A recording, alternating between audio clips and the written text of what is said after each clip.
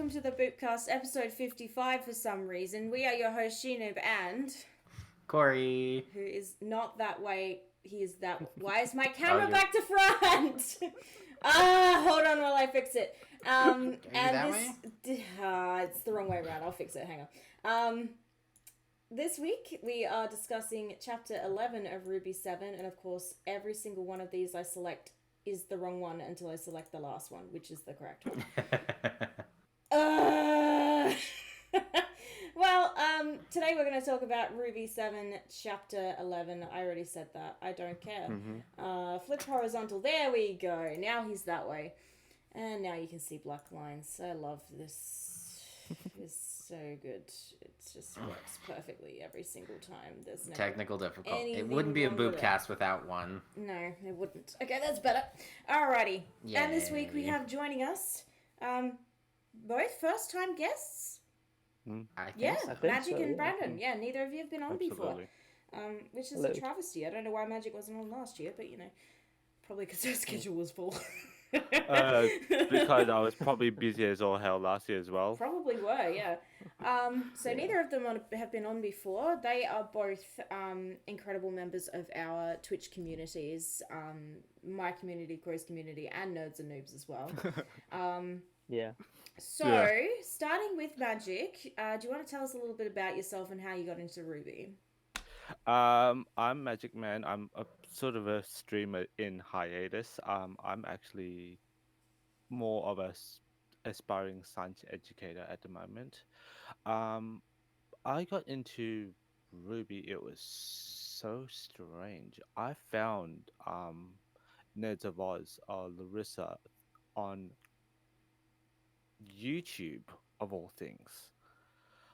That's how I came to know Larissa, and I watched one of her Ruby, I think, reaction videos. Probably, yeah. May have been Chibi, because she was doing Chibi ages ago. Yes. I'm pretty sure I actually didn't watch a full Ruby episode at the time. I think it was Ruby Chibi. Uh, and got in touch, and one thing led to another, and here I am. Like, we've been friends for almost 2 years now. Yeah. Yeah. Awesome. I didn't update the guest command. Hold on 1 second while I update Yeah, that. I saw that. Also, apparently my internet hiccuped for a second. I don't know if you guys saw that, but I disconnected for like 10 I did seconds. notice, and yes. I did I was like, notice no. that. That was the thing. Brandon, tell us a little bit about yourself and how you got into Ruby.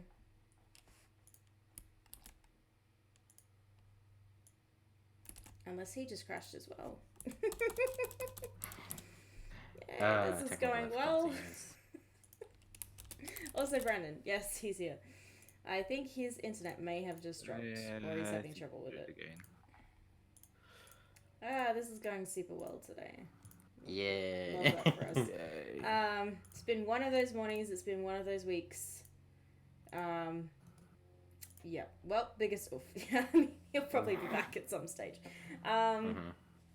Yeah. So we're gonna chat about. Oh, here he comes. Chapter 11. Once Brandon comes back, he'll introduce himself.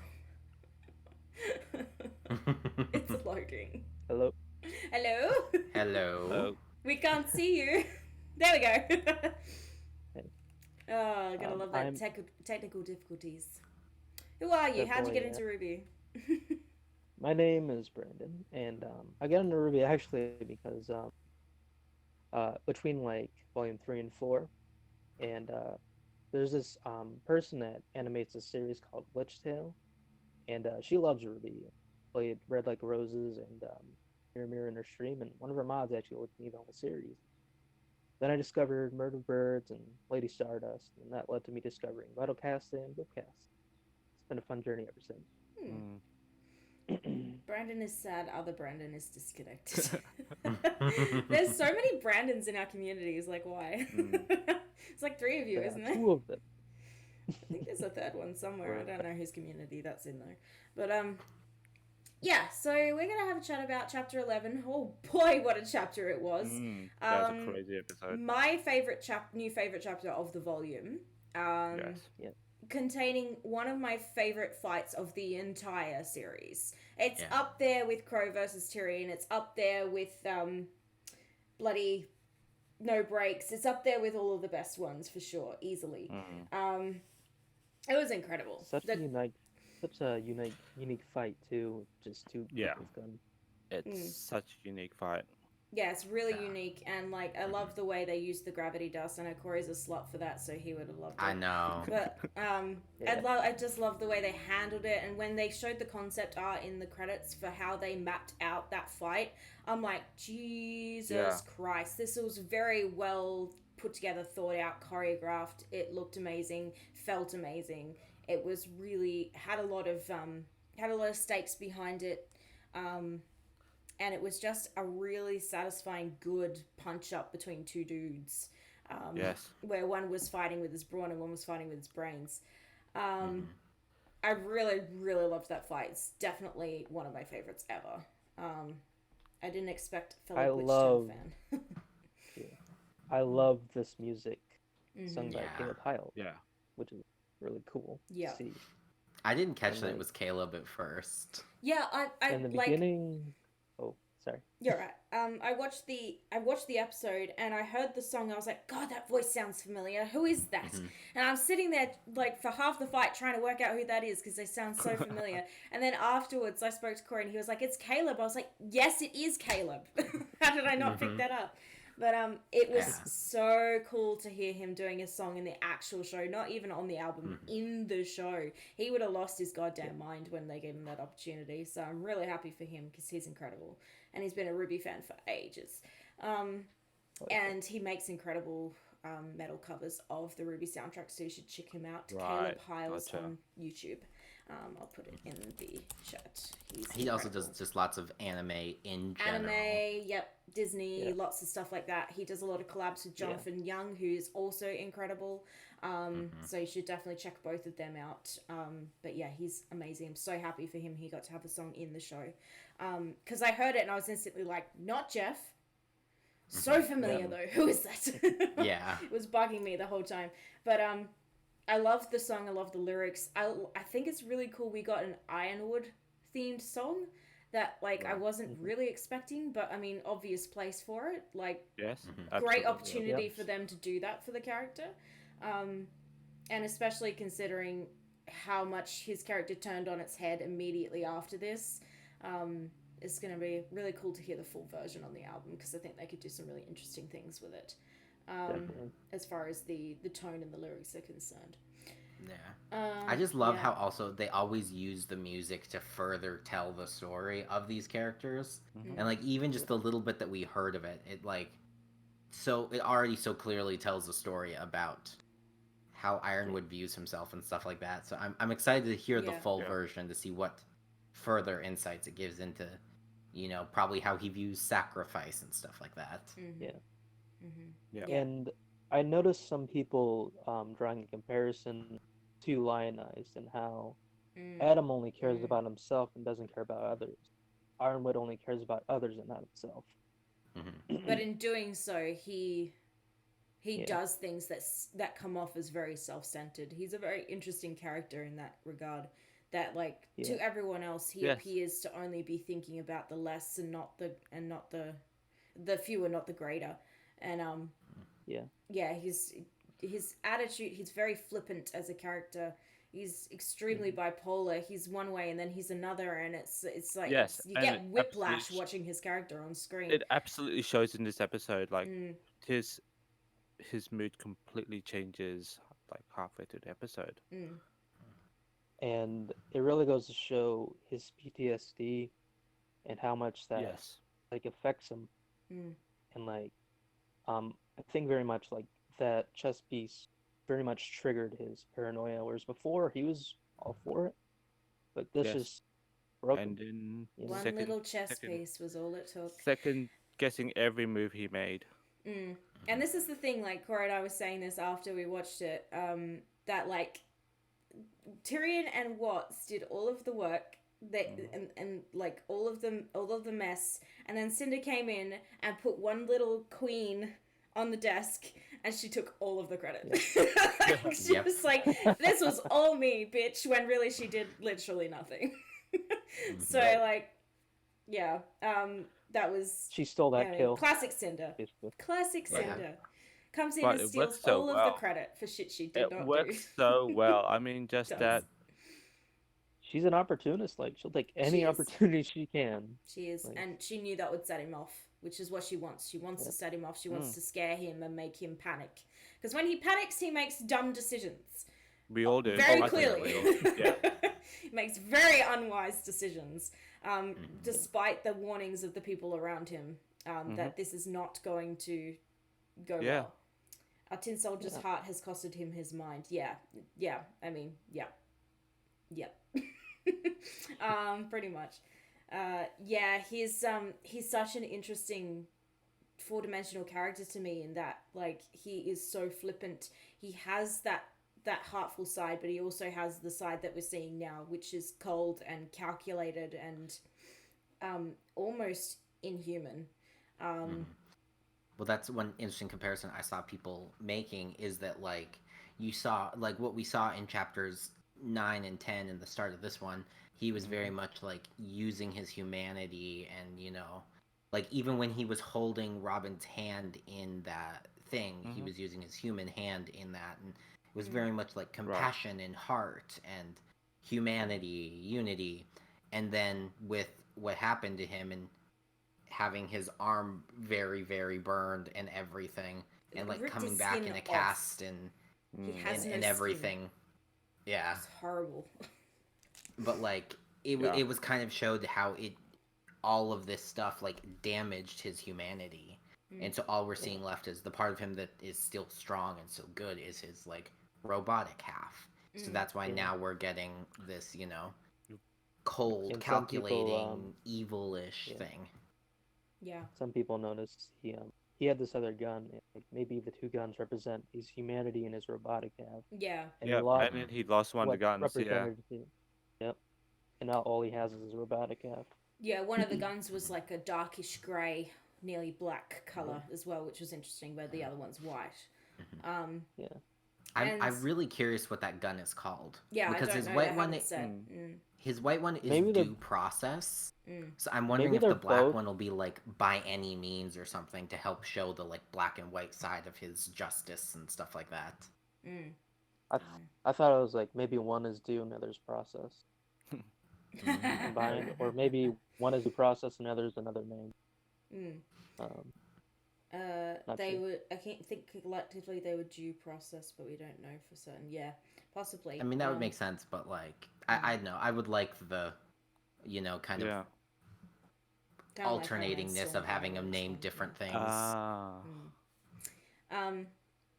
But yeah, that moment when he got his arm caught in the hard light shield, what made me cringe the most is he didn't react right away.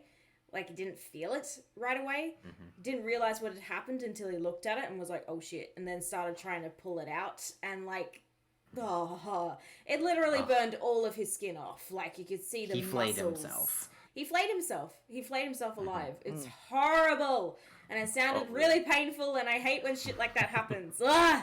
I felt really awful for him, but then immediately after that, he very cringy. Went off the rails, and I was like, dude, please don't. Like, title of this episode. Well, I was so mad. When that moment first happened, I honestly thought that, like, because it lingered on his arm just in it for so long, I was half expecting, like, his arm to just fall away. Like, I thought we were getting another dismemberment in that moment, and I was like, and then he started to pull it out, and it was almost worse, honestly, where I was like, oh, like... You know things are bad when you have to say another dismemberment. I totally expected him to cut it off, actually. Yeah. And it was like, in the moment, he sort of almost seemed a bit blasé about it, and saying, like, you know, I'll sacrifice whatever it takes. And, like, just watching his arm be all limp and stuff, and I'm like, oh, that looks real painful. But then afterwards you can see how deeply it is affecting him, and obviously he has a great deal of PTSD associated with how he lost the other half of his body, whatever happened there, which we still don't know. And yeah, clearly, like, now it's almost like his humanity was stripped away, and what's underneath is what's showing. Maybe adrenaline. Yeah, it would have been pure adrenaline is the only reason he would have been able to pull his arm out of that thing. If there was no adrenaline involved, he would have just passed out from the pain, most likely. We still don't know what his semblance is either. Yeah, we don't know what his semblance is either. I expected it to be cut off. I also kind of wonder why the hell he didn't try to destroy the rings. I mean, he did destroy them, though. Yeah, he destroyed the ones in the left hand, but... The right hand is what controls the hard light dust. Yeah, the right was the hard light dust ones. Do we think Watts is dead? I don't think so. Nobody know death. No. Okay. I was thinking about that last night. Because you see Adam Taurus' death when he falls. You I just very clearly see the rest of the episode, so I don't know why. I don't know. You clearly see Tyrion in the back of the van. Yeah, he's been arrested. Yeah, but like you don't see what happens to Watts. And they've very deliberately left this ambiguous, and they're not going to tell us. They're not going to tell us what happened right away. We are not going to find out till next volume at the earliest. And we might find out, in the next episode or the one after. But, like, I feel like either something had to have happened there, or that Watts is still alive. Just because it would have been so easy to just show us him letting go of him. Like, absolutely. It would have been so easy to do that. They and deliberately didn't do that. Yeah. So they're hiding something from us. Like, and weird. They've deliberately left it that way, because if they wanted to kill him, they would have showed it to us. They wouldn't do that. And also, why did he bring back the purse? Yeah, like, exactly. That's the thing I still don't understand is why did he do that? What I want to know is what happened after it cut away. That's what I want to know. Something went on between these two characters. Words were said, and exactly why James chose to either like leave him there or whatever he chose to do. I just want to know what happened, but I have a feeling we're not going to get to know for some time. No, I don't think we will. Also, like, why leave him alive? He's so dangerous. Why would you leave him alive? That doesn't make any sense. I think because he's another very powerful mind, like what's his name? Penny's father. Pietro.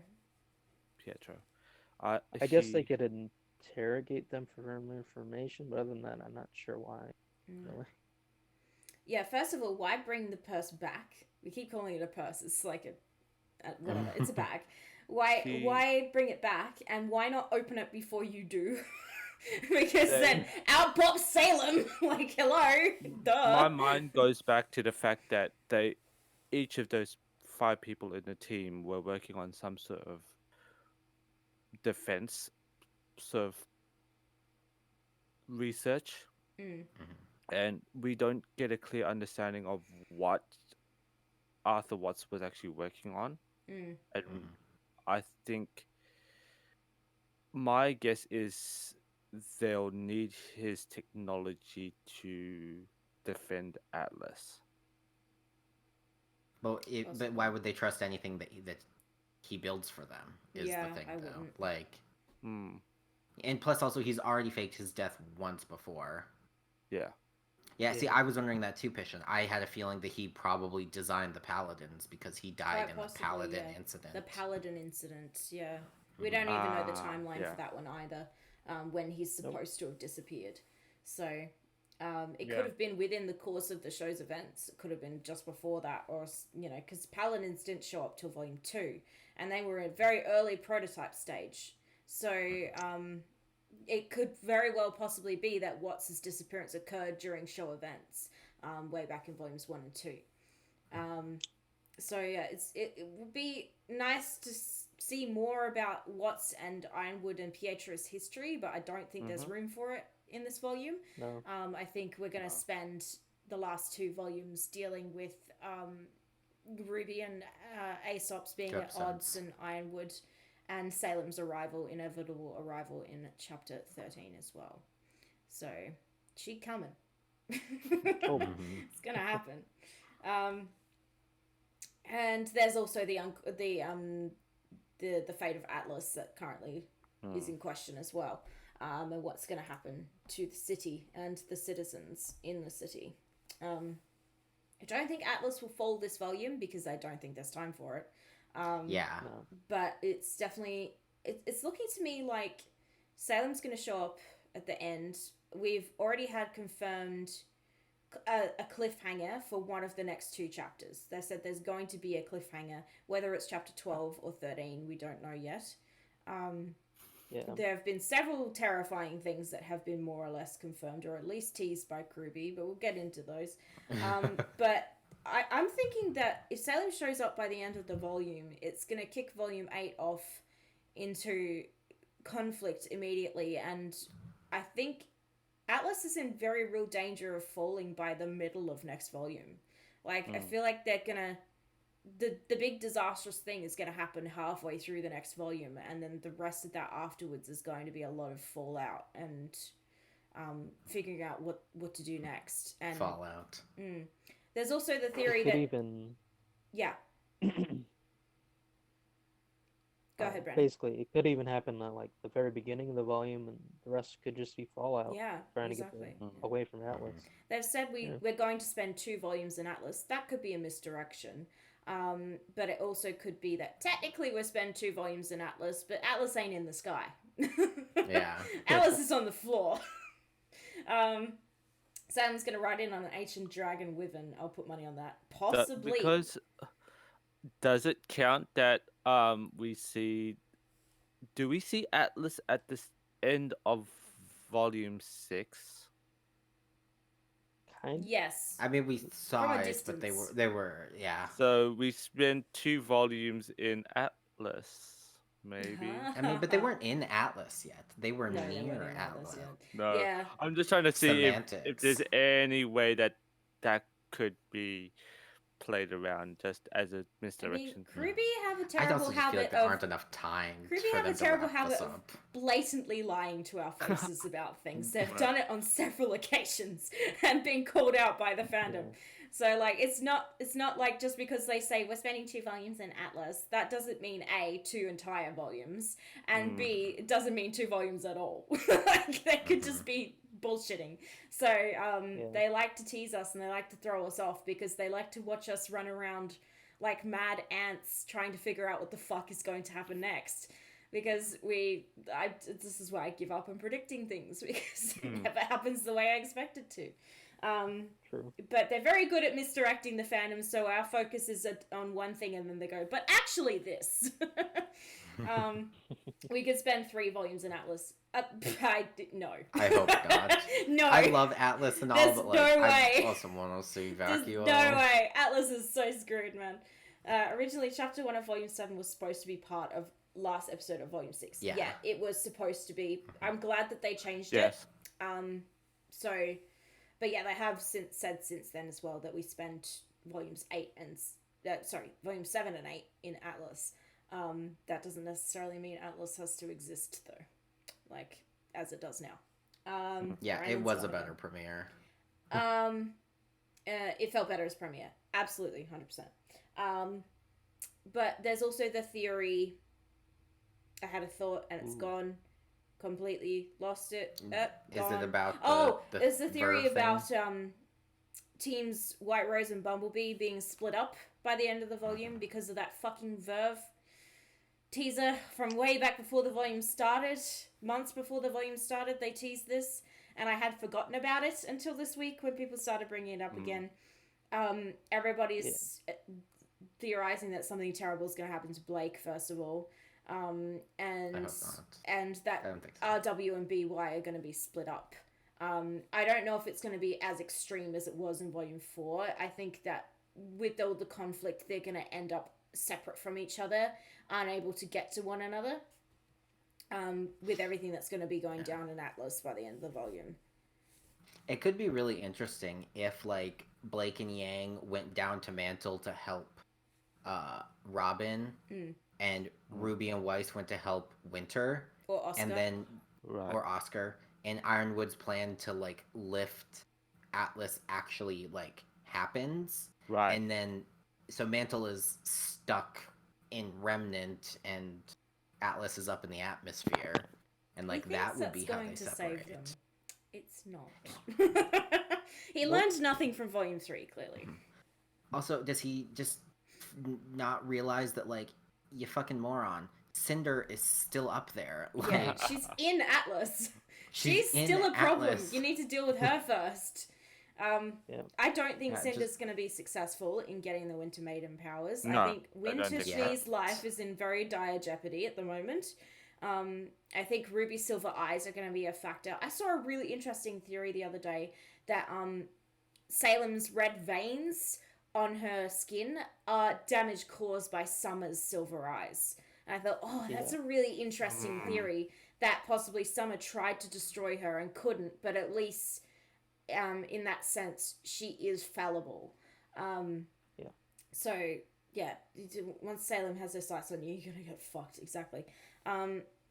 There's theories going around that Blake is either going to lose a leg or an ear at some stage in chapter 12, which would not really surprise me, because her B is slashed in half in that Verve teaser. So everyone's like, Blake's gonna die! She's gonna get dismembered. Your mother said that to me. Yeah, so we know that Summer I can't believe Salem pulled a Yo Mama. Yeah, Summer has faced Salem at some stage. Yeah.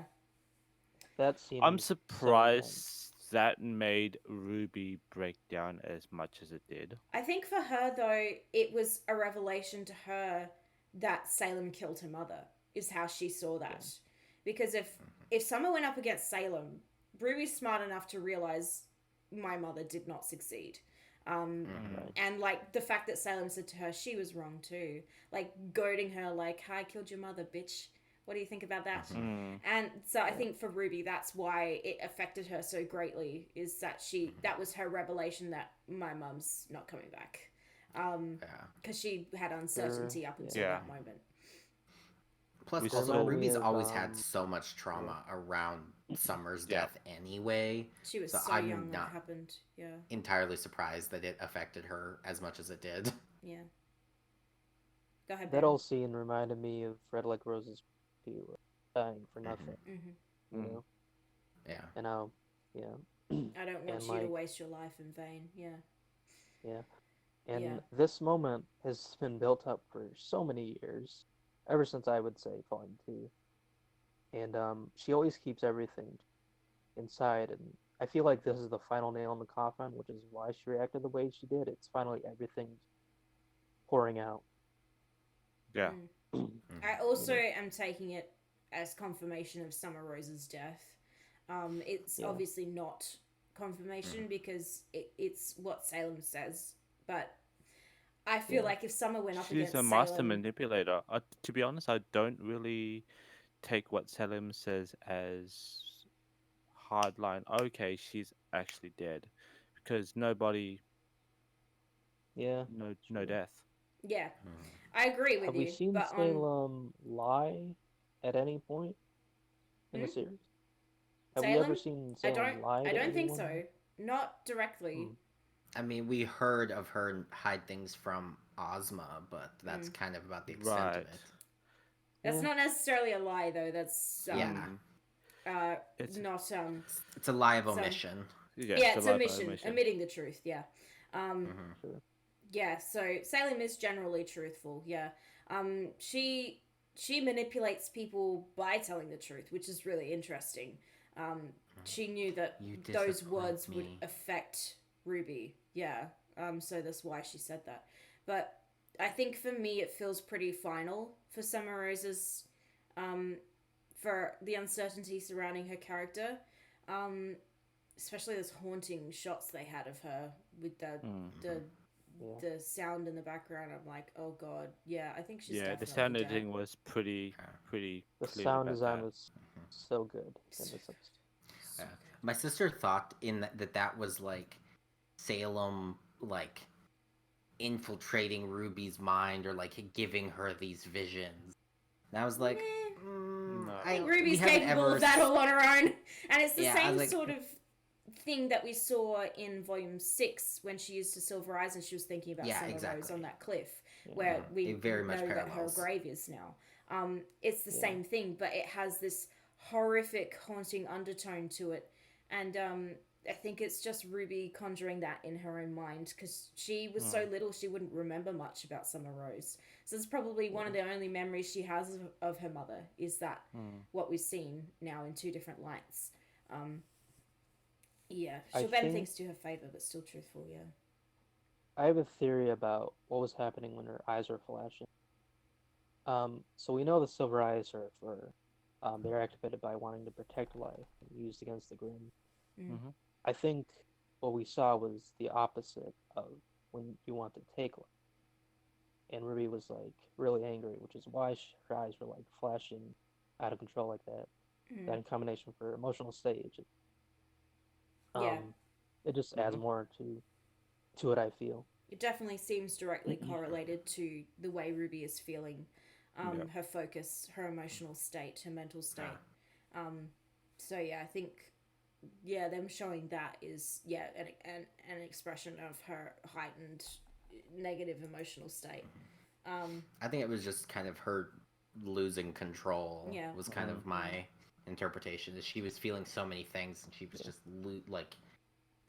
she really wasn't in control of herself, and just I mean, the first time had this moment of the first time we ever saw her use her eyes was she just witnessed Pyrrha's death. So that was also a heightened negative emotional state, not necessarily coming from a place of wanting to protect life, but wanting to protect her friend at the very least, and also realizing that she couldn't and she was too late. So that enormous emotional outburst was the first thing that triggered that power for her. So I think it does go both ways in a strange way, but when it's from an enormous negative outburst, there's no control over that, whereas she can control it the other way around. She can focus and get herself into that mindset where she can use the power and control it. Every girl's had a full-on flat surface and breakdown crying moment. Welcome to anime. Needs to burn a house down. Welcome to anime. Now we just need to Ruby just burn Atlas down. But also Yang's reaction to that news about Summer Rose hurt me as well, because her instinct is to go immediately to Ruby and comfort her, but the look on her face broke my heart. In shock as well, because, the shock and the anger, and because that's Yang's mum too. She didn't know her own mother. Summer Rose was the only one she ever knew.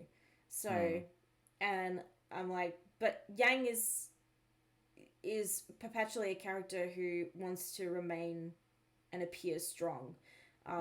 So to see her breaking a little bit in this scene, especially when she's talking to the Aesops later and her voice cracks, and we don't see her really lose her composure, her emotional composure in that sense. We've seen her get angry, it's Yang. But to lose her emotional composure in the sense of she's feeling, I guess, upset and a bit lost, and she can't understand the reactions of everybody around her to the situation, because she's like, well, let's just go fight, because that's what we're supposed to do, and everyone else is like, no, let's not do that. To see her sort of breaking down a bit in this scene it's always hard to watch Yang suffer emotionally, because she's suffered so much already. Now RW, go and burn SheNoob Manor. SheNoob Manor's irrelevant at this point. No. I know Jacques not in there, so what's the point? I find the thumbnail for chapter 12 really interesting, because it's Harriet, and she appears to still be in the office. She appears to be very angry about something. So I'm not sure what's going on there, and I don't want to think too hard about it. I also think that they're probably starved for what to put in the thumbnails, because everything else is a giant spoiler. And they can't put that in there. So I think she's also distraught because of her sister. Yeah, of course. Distraught for her sister, because especially the way we've heard Yang talk about it is that Ruby was too young to understand what was going on at the time. Yang was old enough to understand, but she in that moment would have felt awful for Ruby having that revelation and having such a visceral reaction to it as well, and the realization to probably both of them that Summer Rose is gone. Plus, also Yang is very maternal towards Ruby. Yes, very maternal. Yes. So her child is crying. Her sister child. Her sister child. But yeah, we're jumping all over the place, but we really are. I mean, there's so much to talk about. Like, we're gonna talk about it out of order, no matter what. Yeah. There's almost too much to talk about. There's a lot to talk about. Yeah. So I don't remember how the episode starts. I remember what's in the middle. With the fight. Oh yeah. It just starts with the fight. So this fight was incredibly well choreographed, especially considering that it's two blokes with guns. One of them doesn't really fight, and the other one is super burly and like the military general has seen his fair share of action. Watts is having to fight that battle with his mind. The thing that bothered me about this fight is that Watts was counting his bullets, but he was counting them incorrectly. So, like, I went back and watched it a few times, and I was like, you should be at 13, and you say you're at 11. No, I've counted the bullets. I read this on Twitter, and there's a scene that's really hard to see about a double shot, and it's really close, but I think they're 20 in the thing, and it happens 20. like for like a Yeah, I feel like he was at least 3 or 4 off by the time he got to 0. Yeah. I was like, where have these other bullets gone? I didn't see them. Yeah, it's just anime bullets, but it's the other way. Normally, you shoot way too many bullets. In this case, I think they shot 1 or 2 less than it was close enough, but like it still bothers me. I'm like, count your bullets, please. Like when you're animating, make sure if you're gonna do something like this, where you know everybody's gonna be scrutinizing this and making sure you got the bullet numbers right. If you don't get it right, like. But there's a sound effect that accompanied every shot, and that you kind of didn't hear the double sound effect when there was a shot. So you're probably right to assume that some of them were double shots, but it just didn't feel like it was. Also, the fact that he's counting out loud for James to hear, I'm like, dude. I know. I was always like... Do you think James can't hear you? Like, he's right there. Yeah. I literally have in my notes because James is like, I can count too. And I'm like, well, you just needed to basically count the last 6. Like... I thought it was supposed to be misleading. I expected him to count 6 when there was actually 7 in the chamber.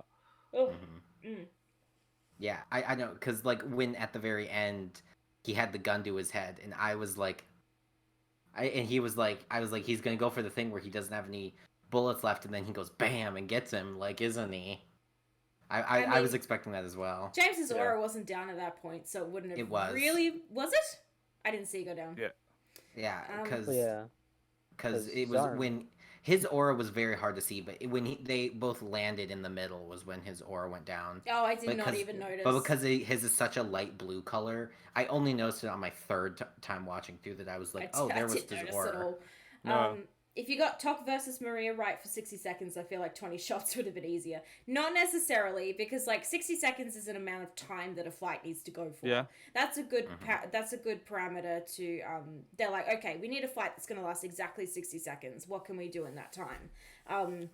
And this is more like 20 shots that have to be animated. I think it's a complex fight that has shots thrown sporadically. It's not like a just straight up 60-second time frame, which would have worked for the Tok and Maria fight. Yeah, that fight's incredible, and it does last for exactly 60 seconds, which is good.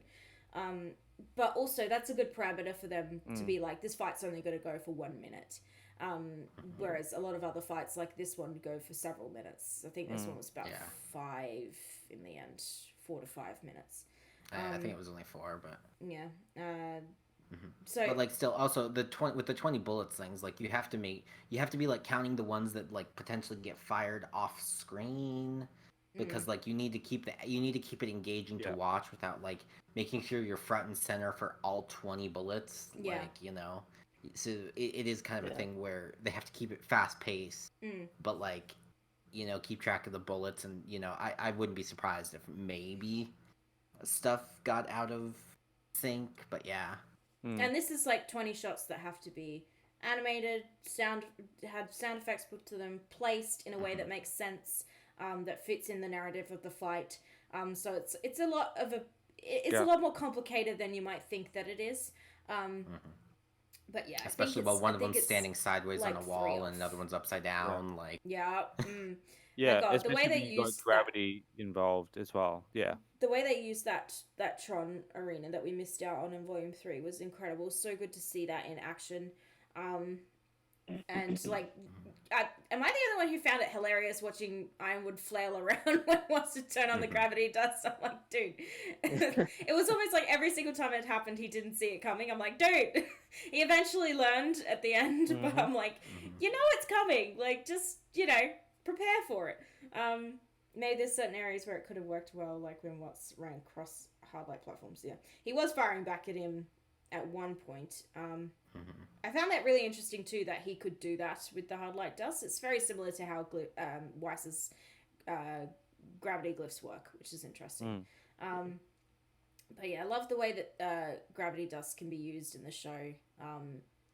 And this would have been really cool to see during the Vital tournament. But at least we're getting to see it now. How would other people have been able to manipulate it is the thing. Because, Watts was specifically able to manipulate it because I feel like it would have been random in the Vital tournament. Yeah. It would have been totally random. But the fact that he was able to manipulate it was really cool. Yeah. This would have been really cool to see back then, but I don't think it would have been executed as well as it is now. So I'm kind of glad that it waited until now and that they did eventually find an opportunity to use that arena. Weren't they in the middle of different rendering software at the time when they were doing Volume 3? Yeah. Yeah, gravity and hard light are cool as shit. Yeah.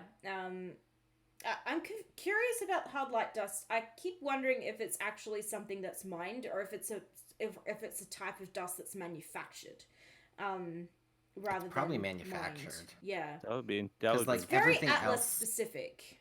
Hard light dust. I think it's. I feel like they've one of said those something that at you some combine into two. I mean, into one.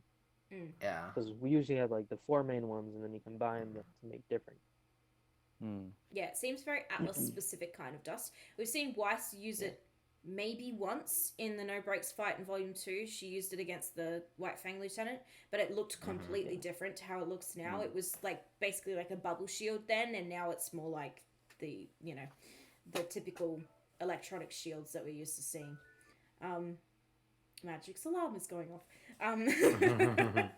So yeah, they're two really, really cool dust elements, especially gravity. It's very versatile in its uses.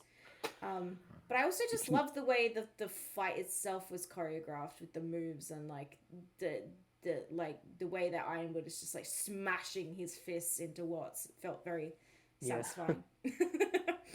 It was really interesting watching these two guys just go head to head, quite literally. But yeah, that moment when Watts traps his arm in the hard light shield is just horrific. I felt really awful for him in that moment. And like obviously Watts is like, oh, I wouldn't do that unless you want to lose your arm, and it's like, bitch, I don't think Ironwood really cares at this point. I mean, you've seen like how Yang gets her arm replaced, and we know Ironwood will probably do the same. Yeah. So it's like, that was an empty threat. I felt like Watts turned his back on Ironwood way too fast. Oh yeah, that was He the fact that he didn't expect him to be able to fight through that pain is a bit like, really, Watts? It's like you're supposed to be really smart, and you didn't think what did you expect him to do? Did you expect him to just sit there being defeated, his hand being caught in that? No, of course he's gonna pull it out. Mm. That's why, like, what Salem says later feels like I could see why it would get to Ironwood even more than where it was like they were never supposed to win, like sort of a thing where like make him question everything. Like he was supposed to do, like, you know, Yeah. he no matter what, it was either that Watts does whatever he was going to do to the tower, or James was going to get himself out of that thing and severely hurt himself in the process. Mm-hmm. But either way, it was, you know, it was kind of win-win for Salem either way. Yeah. Because he had to exhaust himself so fully to do that thing. Also, Ironwood grabbing Watts by the scruff of his neck and dragging him face first across the floor is maybe one of my favorite things. It's very cathartic. It's very satisfying watching that happen. I'm like, get literally dragged, you piece of shit. And he looks awful afterwards. I'm like, yes. Which is why the ending being ambiguous really frustrates me. It's like, you went through all that trouble. It's like, I strongly feel like Watts is too dangerous to be left alive, but just the fact that you don't see a death means he isn't dead. Yeah. And especially just, like, yeah, go ahead. Well, I was say it confuses me because like I feel like it would have fit the moment too, where like, you know, Ironwood is saying I'm willing to sacrifice anything to do this. Yep, and like, you know, they've already talked about like how killing people is, you know, not something that they, you know, killing people bad basically. And so like in that moment, having him drop this guy to kill him would make sense if they were gonna kill him. So why would they not show us that? I got Detroit flashbacks during this moment. We're like kind of hanging Hank off the roof and being like, you know, you have a choice to make. Are you human or are you a machine?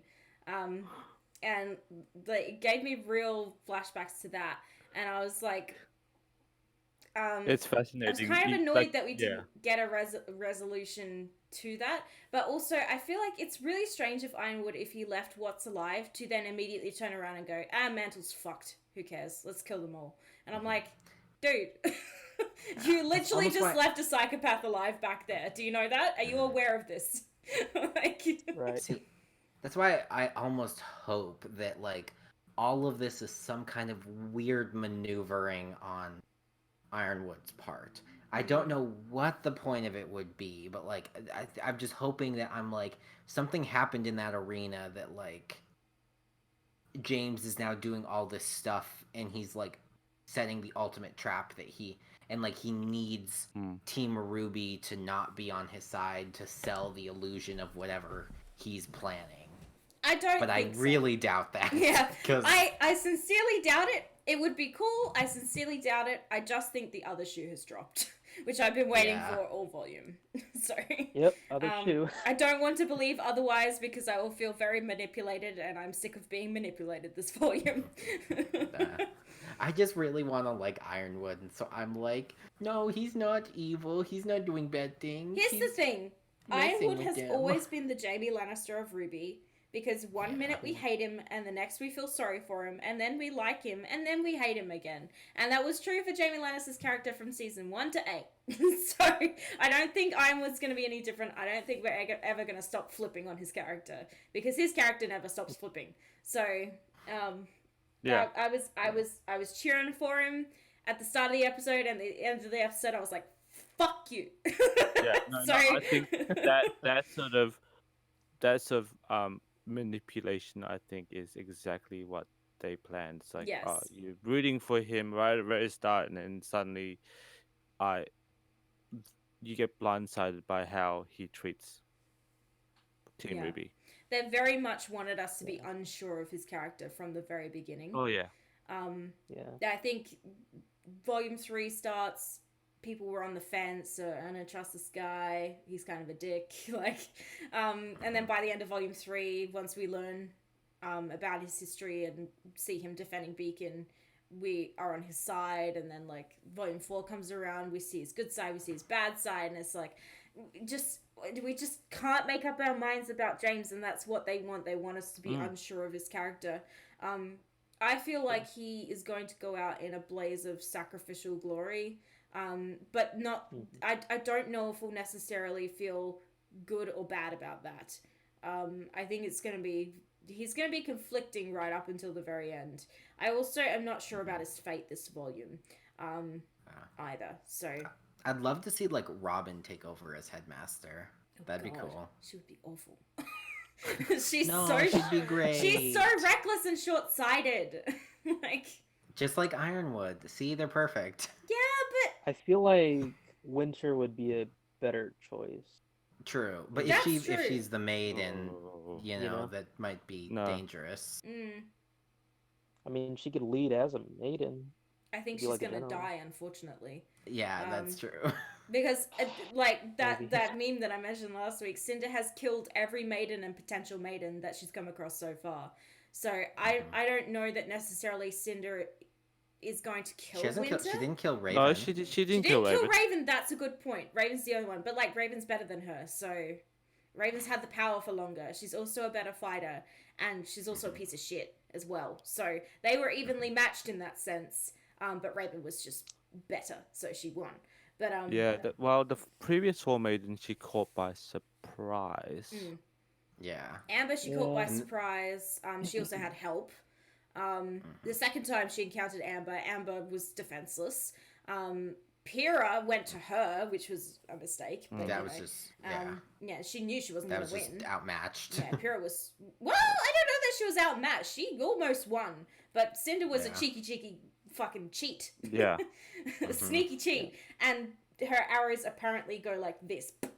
So, whatever. We will ignore that and not talk about Pyrrha's horrible untimely death. I think it's unlikely Cinder's gonna have the powers of two maidens. She's not getting the Winter Maiden powers, that's for damn sure. I think if Winter dies, they'll go to somebody else. I think Weiss. Either they're setting up for Weiss to be the Winter Maiden. It would be really interesting if Volume 8... Nora or Neo were my predictions for that. Neo? It's random. Well... I mean, what? Give another evil person powers, she could kill Cinder. Yeah. Possibly, but Plus, I doubt also, it because... she's ice cream. Cinder is more... experienced with the powers. Winter will have just gotten them, so she won't understand how to use them. Winter is very capable, but against Cinder, I don't know. I feel like Winter's kind of on par with Pyrrha, and Pyrrha failed. So, no, I think Winter is actually stronger than Pyrrha. I don't know. Pyrrha was pretty gifted for her age. And from what we've seen of Winter fighting, which granted is not much, I feel like they were I feel like Pyrrha could have taken Cory, is what I'm saying. So like the only fight we've seen Winter in is Winter versus Cory. So that's the go all out. But that's also the other thing. We haven't really seen the extent of her full abilities because she stopped halfway during that fight with Crow. I'm personally hoping it's Nora. They'll give me an extra reason to love her. I think if the Winter powers went to Weiss, it could be really interesting in that next volume if the girls do split up. Ruby sort of having her job being to protect the Winter Maiden. That could be a really interesting dynamic. But also a horrible moment for Weiss. If she gets those powers, she's going to know what it means. So she's going to realize that her sister's dead. If she's not there when it happens. Yeah. Also, Winter I mean, isn't aware of what Cinder did to Weiss either, as far as we know. She could have been told off screen, but it's a lot of... But back on that as well, we know, as far as we know, that the current Winter Maiden is still alive. Does that mean Winter's actually going to murder? Essentially? It's that my sister thinks that she's going there to kill her. I think that she's going there to shove her in the aura transfer machine. Yeah, she's not going to kill her. It's Winter. But I think by the time Cinder gets there, Winter will already have the powers. We won't see any of that go down. Right. I think that will happen off screen, and Winter will just bust through the doors and be like, "What's Because up, bitch?" Ironwood is very specific. She's there to claim the powers. Yeah. Yeah. Not Penny's there not too, have the with powers Winter.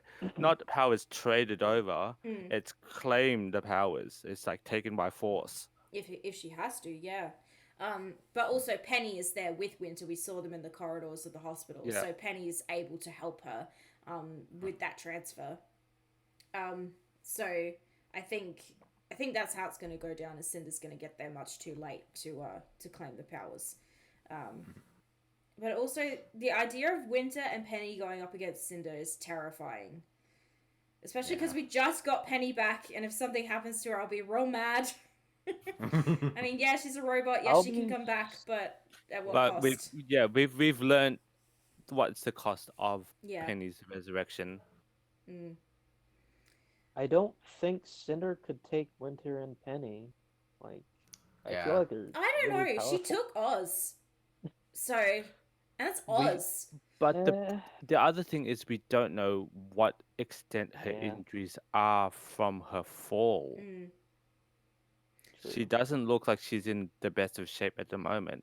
I think her powers have been somewhat muted by the fact that she's lost an arm as well, and it's Grim Arm now. We haven't seen her exhibit nearly the amount of power that she did to defeat Ozpin. So that, and she was fresh out of just getting all of the full maiden powers at that stage as well. So yeah, she hasn't really unleashed the full potential of her powers since then. But I feel like she's calculated enough that she's not going to waste power if she doesn't have to. So she knew she needed to pull out all the stops to defeat Ozpin. But with somebody like Pyrrha or somebody like Raven, not so much. But yeah, it's definitely, it's going to be very interesting and very scary. Well, I think my prediction is going to be a 2 versus 2 battle. I think Neo and Cinder is both going to be there. And but Neo's got Oscar at the minute though. Or does she? I have She's got him. Thoughts on that. You say she's got him? She's got him. My only question with that though is why were there robots in his room? Like I think that Ironwood might have like sent the robots to like claim the relic from Oscar. Oscar realized something was up. Only problem with that is though, I'm like, he didn't have this plan seemingly until after Salem did her whole. Yeah, he couldn't have done that quickly, surely. I think they were just protecting him while he was hiding here, so no one would take the relic easily. It's possible that the robots in the academy could have been hacked. It's possible that Neo appearing as Ruby could have been like, hey, you two, or you know, she can't talk, somehow communicated to them that she needs them to follow her. You know, it could have been any number of reasons. They could have rushed in to defend Oscar when they heard commotion, you know, anything. But I think that Neo is sneaky, and I think she has succeeded. I'm a little annoyed if that is the case, we didn't see it on screen, because I would have loved for Neo, like, appearing as Ruby to just go up to Oscar and be, like, smirking. I would have loved to have seen that. I mean, we could still see it. We've seen flashbacks previously. Yeah, it's like, true. They run into Oscar and they're like, what happened? And he's like, so here's the story. This is the story of how I died. I'm gonna pull a Final Fantasy X. This is my story. JNR versus Neo is terrifying. You know what I want? Ruby and Yang versus Neo, because they need to get some fucking payback, bitch. Oh yeah. Yeah. But also I don't want anything bad to happen to Neo. I'm so conflicted. I love Neo. It's just one of my favorite Neo villains. is one of my favorite. Yeah, Neo is easily one of my favorite characters, hands down. She's just deliciously. I remember talking to you, Kaylee, about. I think she doesn't show in almost one whole volumes. Like, where is she? She wasn't in volumes 4 or 5. 4, right? So Right. she was Where gone for is 2 she? She's entire gone. volumes. Yeah, she disappeared, and then came back in volume 6, chapter 5. Yeah, 5. And then we saw her sporadically throughout volume 6, and then they disappeared until now. So Yeah. they have a habit of doing that, the old Cinder and Neo. Neo just vanishes How is for it- months at a time and then reappears. I mean, it's How not has it because they only can't been get the voice 2 actor. Because episodes? I know! How has it only been 2 episodes? The amount of stuff that's happened in the last 2 episodes is fucking unreal to me. Mm-hmm. Like, thinking about stuff that happened to episode 9, I'm like, no, that was like 5 chapters ago, and it wasn't. It wasn't! It was 2 weeks ago. Like, almost 3. But, I think we all forget that, like, volume 3, when the Fall of Beacons started at the end of chapter 9, we were like, there's like 5 chapters to go. How are they going to fit all this in? No, there wasn't. There was 3 chapters to go, beg pardon. We're like, there's 3 chapters to go. Like, how are they going to drag this out? And then it got to chapter 10 and we were like, how are they going to fit this in? Like, how are they going to make this work in the next 2 episodes? But knowing that chapter 12 is 18 minutes and chapter 13 is likely to be even longer, I don't think it's going to be shorter. I'd be very surprised if it is. Yeah. But knowing that there's that much screen time left, I'm like, that is plenty of time for things to go horrifically wrong. Like, that's plenty of time for people to get maimed, killed, people to, Grimm to attack, Salem to arrive. That's fucking heaps of time. We've seen, especially this volume, how much they can do in the time that they're given. Like, chapter 4 was a very long chapter. There was a lot in there, and it was only 17 minutes.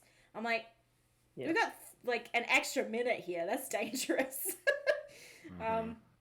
The cliffhanger has to be tomorrow's episode. I have a gut feeling. I think so. I do too. Yeah, I think so. I don't think they'll end a volume on like a terrible cliffhanger. They don't really do that. That's not a thing that Ruby does. They have a Game of Thrones sort of vibe that like the really bad shit thing happens in the second to last episode, and the last episode is fallout or cleanup or setting up for the next terrible thing to happen. In this case, thing to a cliffhanger ending was the ending of volume 6, I would say. Yeah. Yeah. No, I'd say 5 with the End of volume with 5. the lamp. Oh my god. Oh, so yeah. mad. Cinder falls off the bridge. But even that was like a Yeah. soft cliffhanger. We're talking was, about a hard, terrible, awful cliffhanger here.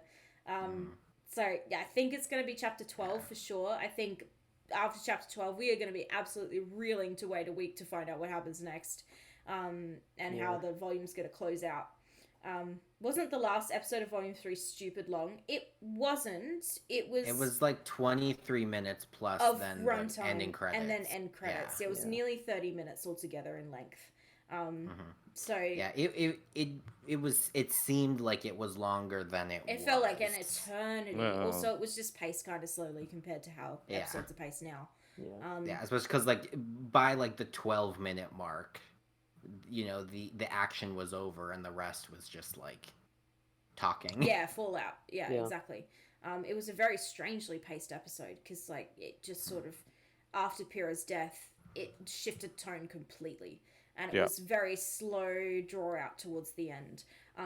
So when you look back on that episode and think about how much was done in that 23 minutes versus how much is done with a 20-minute episode now, is really scary to think about. There's so much potential.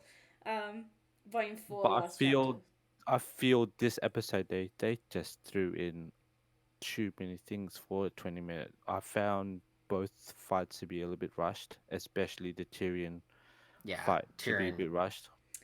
Yeah, I kind of liked it though that it wasn't very long, because like I'm like, it's 3-on-1.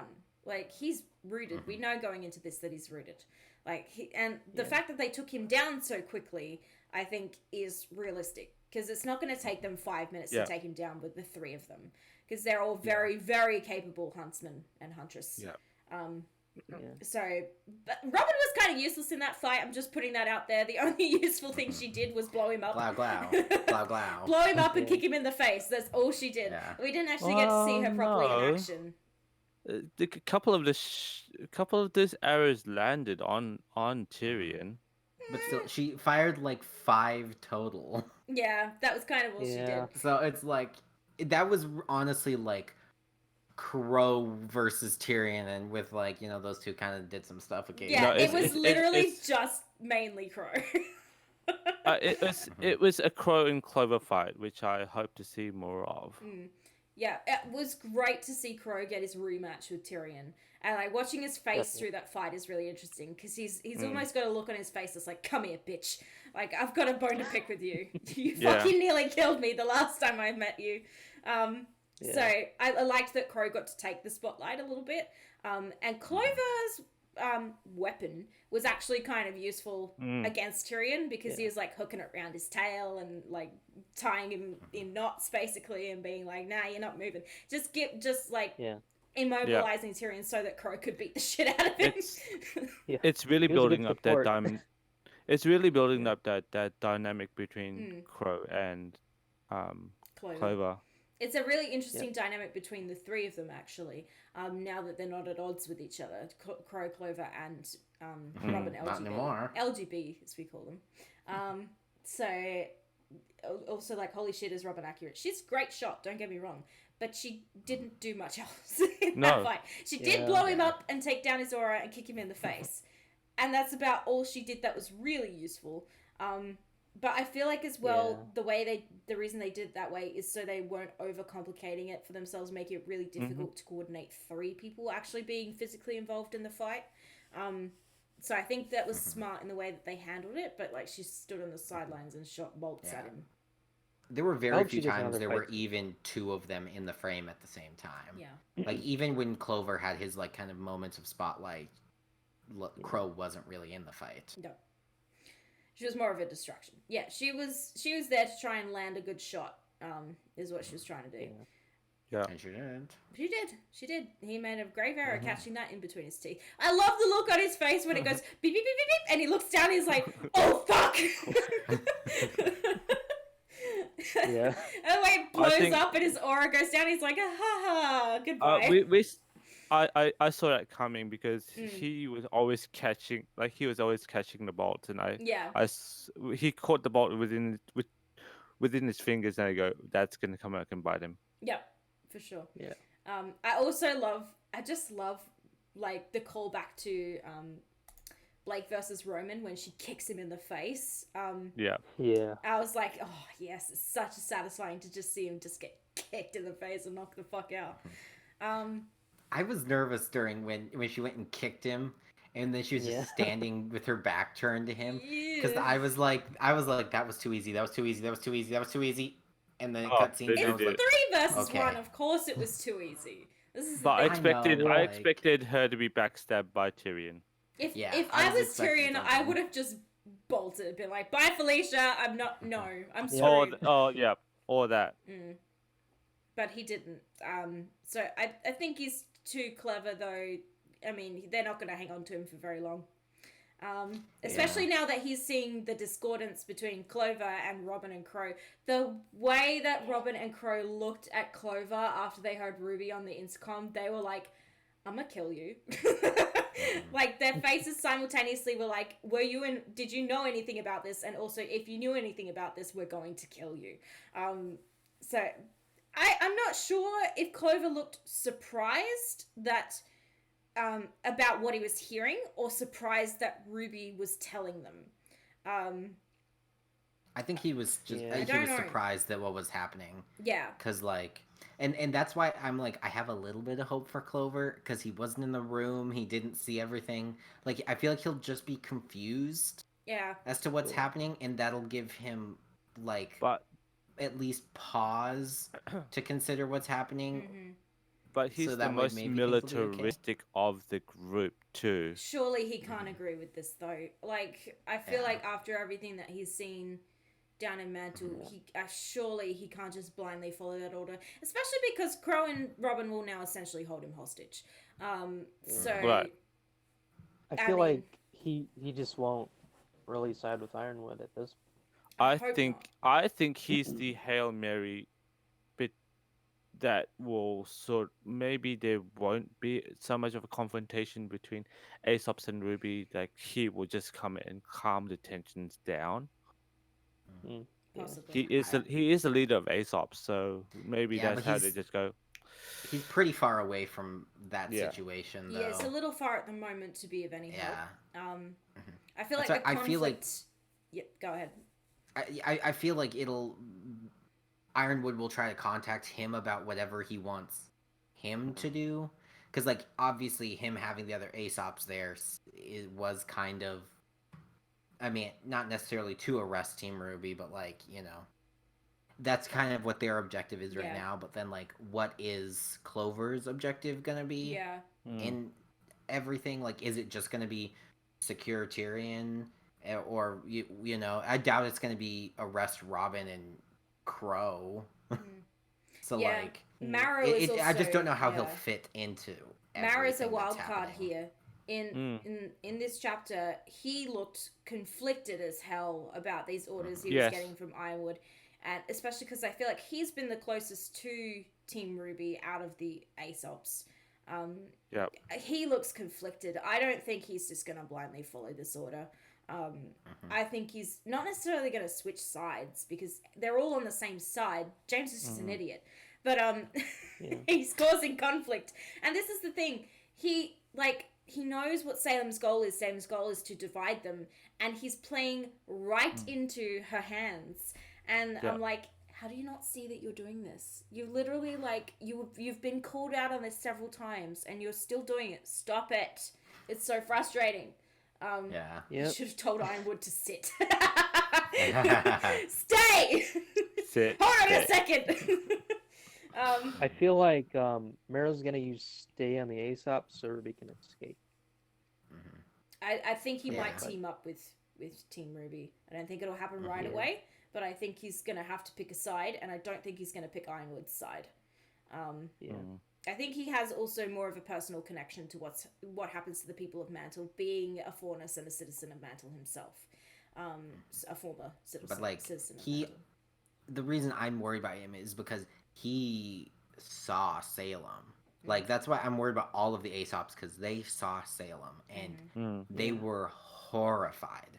I mean, that's the monster that's coming for us to put us in space. Like, you know, was it Marrow that actually said, "Is that what we're up against?"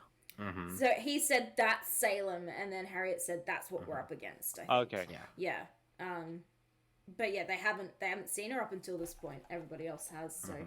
I also want to see Salem's Harriet, new outfit. That's gonna drive me crazy until I see that.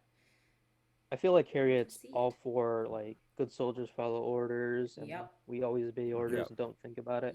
But I think Marrow and Clover would be the ones most likely to disobey those orders if they're wrong. Yeah. You know. I'm hoping that Clover doesn't just undo all of the character development he's had over the volume and just blindly follow his orders. Especially because like, even he wished Lucky Charms dreams Robin would die if that happens. I don't want them like, to. Even he, like even he wished Robin like good luck in the election instead of like being rude to her and everything. Yeah. Like Solaris just been respectful to people, you know. Yeah, Elma and Vine I feel like are not wild cards at all, and neither is Harriet. Marrow and Clover I feel like have a bit more potential to be Marrow, especially more than Clover. I don't know. I'm still a little bit worried about Clover just because like his whole kind of thing is that he'll do whatever he needs to for Atlas, and so I guess it just comes down to, but does that extend to Mantle? Like, will he extend his patriotism to Mantle, or is it just Atlas kind of a thing? And I hope that he will, because you know, again, right now he has the most reason to doubt these orders. Yep. Because he doesn't know what's happening. So, even though I also feel like Marrow will disobey his orders because, you know, Marrow is a good boy. He's secretly a good boy. He pretends not to be. Yep. Sunday, a good boy. Yes. What haven't we touched on during this episode? Oh, I actually want to talk about the scene in Ironwood's office a little, because oh yeah. Okay. the fact that he has now brought up the fact that they lied to him about what they learned about Salem, and he is now bringing that up and is apparently hanging on to that. I'm like, you fucking tell me you wouldn't have done exactly the same thing. You cannot tell me you wouldn't have done that. I know he would have, for a fact, because he would have been in the exact same position of not knowing if he could trust them. There are multiple lies told by Team Ruby though. They told Ironwood they never used the lamp. They said all the questions were used up, and then in that episode, Ruby says directly, Jin showed us something. So there's one lie on top of compounded by them Yang admitting that they told Robin something. There is a few couple of betrayals stacked on top of each other to make Ironwood think that way. Well, Ironwood knew about Ironwood. Yeah. Oscar told Ironwood about the vision and everything. Like, yeah, he told him. Yeah, their intention so he was knows always, that stuff. Their intention was always to tell him the truth, but once they worked out if they could trust him or not, and surprise, surprise, they can't. So, I mean, the fact that he's like blaming them for that now and being like, you kept things from me. I'm like, well, they told you the truth and they were smart about it and calculated about it. No, I forgot that. I forgot that Oscar did come clean before that. He told him everything. I think a big part of this is because of that chess piece. It made him like fall into despair and fear. And no, because it's literally another PTSD flashback. Was the last time he saw that it was a full of beacon. Yep. Exactly. Yep. Like. I just wish he'd use his brain for once, his actual brain. Panic like that, especially he's been through a really charged situation with Watts. I kind of expected that to happen. He's just on edge. He wonders if he actually made the right decision because it's the fall of Beacon all over again for him, and that was the last time he was. And he talked about how helpless he felt during the fall of Beacon. Yeah. So like now he's like, I'm not going to feel that helpless again. I'm going to do what I can. It's compounded by the fact that it's more personal for him now. It's his home. Yeah, Blake being the first one to stand up against him, and then the rest of Team Ruby standing with her and being like, yeah, no, fuck you, fuck this. We don't agree with this, and we're not going to just let you do it. Like, you're going to have to go through us to do this. And he goes, absolutely. If that's the case, I'm willing to. He's already said, I'm willing to sacrifice anything, and just go. You're not with me. You're against me. Yeah. Also, Weiss in the scene breaks my heart too when he tells her, "I've sent your sister to claim the Winter Maiden's powers," and she's like, "The way she said what? Yeah. That it didn't sound like Weiss, but that's because we've never really heard Weiss that utterly shocked before. Also, when he says he's going to declare martial law, and her response is to go, no, like please don't do that. Like she's so desperate for him not to make this choice and go down this path. That scene really hurt. Yeah, it was really painful, especially like watching her eyes water up and like she's just, I feel like she doesn't know what to do. And then Blake sort of goes, no, we're going to stand our ground. Fuck you and fuck this situation. And then for her to stand with Blake, and then Ruby and Yang also to stand with her and be like, no, if you want to do this, you're going to have to go through us. And it's not going to be as easy as you think it is. Like, we're not going to make it easy for you. And then Ruby managing to get as much information as she could out to everybody else was very smart of her. She's smarter than people give her credit for, once again. So for her to do that, to just blurt out as much information as quickly as she could and be like, I was lost this goddamn shit, we need to fix this, hurry up! Like, and she's just like blurting out all of this information, just screaming it at them because like there's no time and she's just got to tell them as much as possible. So, yeah, I mean, screw you, I watch. Essentially. Pretty much. I was really surprised though a little bit earlier before that when he was talking about having to lock away the lamp and stuff, and Ruby was like, I thought you said we could keep it. I was like, wasn't your whole objective to get this thing in a vault so you don't have to worry about carrying it around all the time? Yeah. Like, but this is before they saw Psycho Ironwood. Yeah. But so this Like, is before he even told them that he was going to declare martial law and stuff. It's safer in their hands than it is in his. He's going to put it somewhere, and the bad guys are going to waltz right in and just take it. So I mean, like, listen, I kind of agree, but I'm just like, but like, also he's wouldn't putting it in a pocket dimension like be kind of a good idea? He's leading them right to the vault and right to the staff of creation that is holding the city up. I'm like, what are you doing?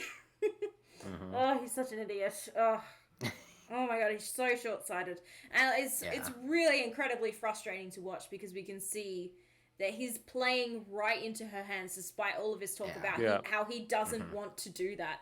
I'm like, you're doing it. Do you see? Because we see. And like, even best case scenario with this whole Atlas thing is he manages to like keep Atlas perfectly safe, deal with all of the, you know, Salem's people in Atlas, raise it into the sky where they can't be touched.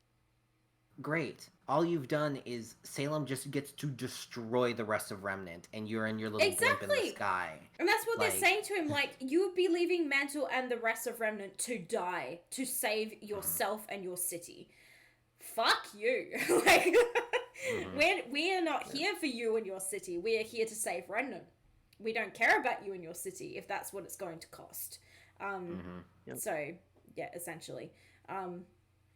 They want to try and save everyone, but he's just like, we're saving who we can. I'm like, no, you're saving yourself and you're saving your city. You're not saving who you can. You could be trying to save more people, but you're not doing that because you want a shotgun resolution. That's gonna I literally end up said with that the in world my being burned. I said that in my reaction when he said we're saving who we can, and I said that's not good enough. No, like, it isn't. That's not good enough. You just because these are the people you can save doesn't mean like you should just save them. You should only save them. Like, why not try to save more people? Yeah, like, exactly. But also, like, what do they do once they run out of food? What do they do once they run out of water? What do they do if Salem attacks them anyway? Like, do they think they're unreachable? But, like... Ironwood definitely thinks he is. Yeah, he's... Yeah, well, that's the thing. He thinks he is, but he's being very short-sighted at the moment. They've got enough food to last a little while. I mean, but... Who knows? They could have enough food for the next 20 years, but it's going to run out eventually. Yep. And if the world below them is glass, what do you do then? You're fucked. You left the rest of the world to die, and you're fucked, and you're going to go extinct. And that's what's going to happen. But he can't see that bigger picture. No. He's just focusing on the here and now, and how can I save as many people as possible as quickly as I possibly can without thinking about the long-term consequences.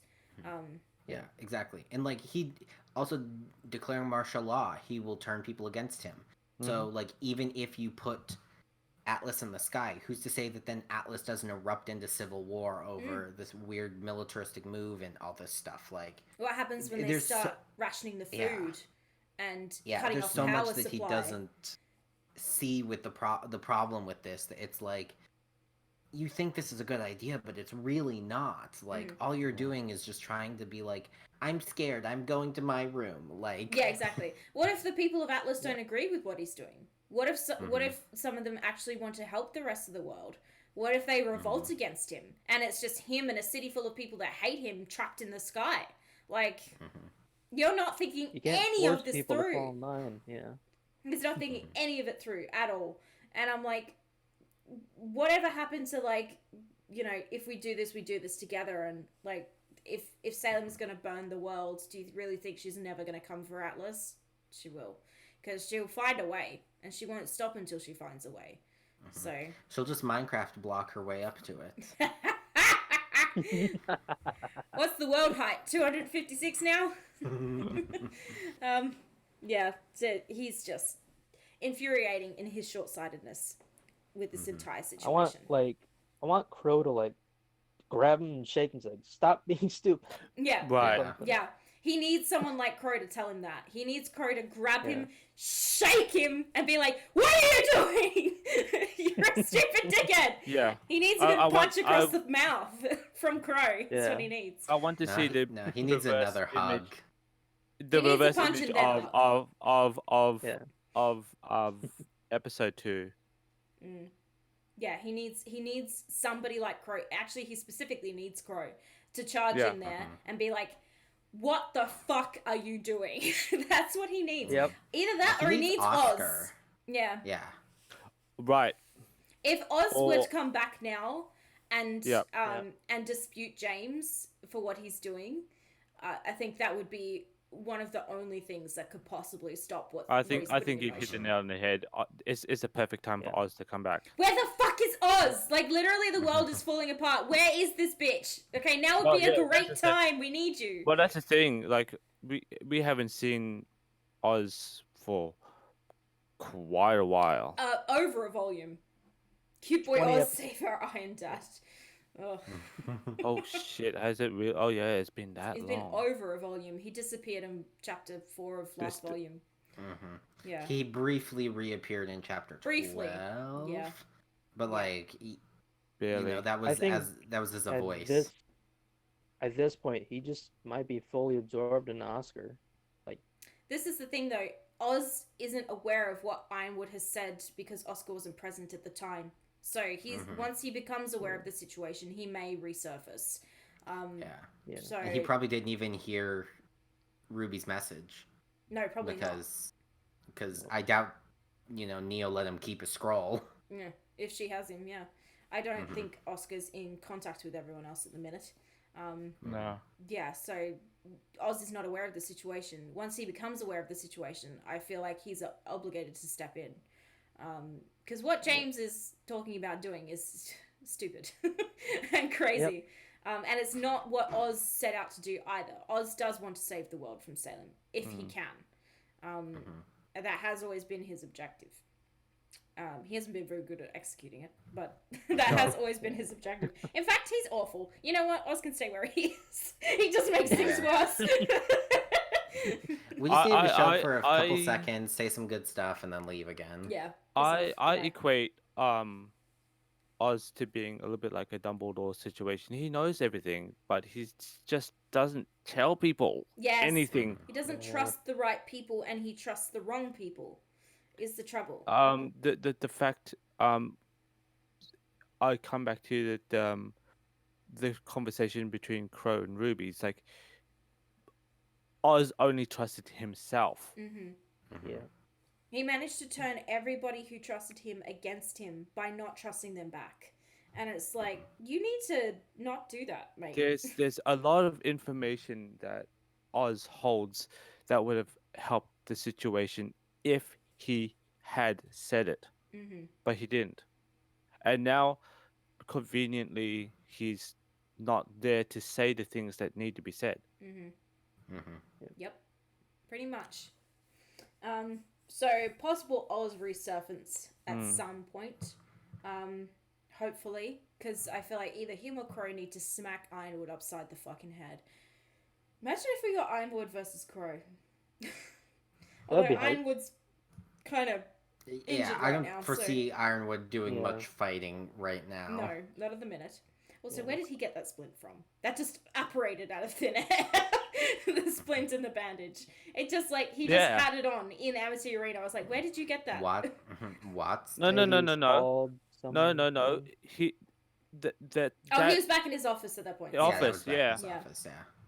But also, that's when he had time to go and get that from where exactly?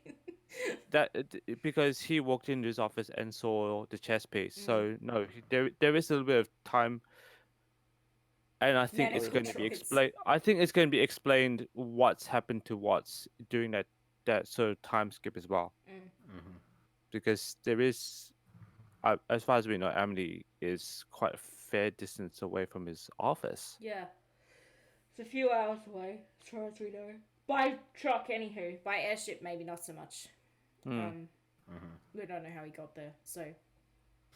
I'm also wondering, how long did it take for them to send a prisoner transport to pick up Tyrion? Because, like, the timeline seems weird in that, like, you know, Watts had time to get to Amity Arena and that whole fight happened, and then Ironwood gets back to his office and has this entire and recalls everybody else and has this meeting and goes crazy in the time that, like, it took for the Tyrion fight to happen and them to be, like, halfway to Atlas. Yeah. I'm like, Jesus, like, Atlas, step up your game. You've got a very dangerous serial killer to put in jail. Gosh. I mean, there's a lot going on. But yeah, fuck the people of Mantle. There's a serial killer down there. Literally. Yeah.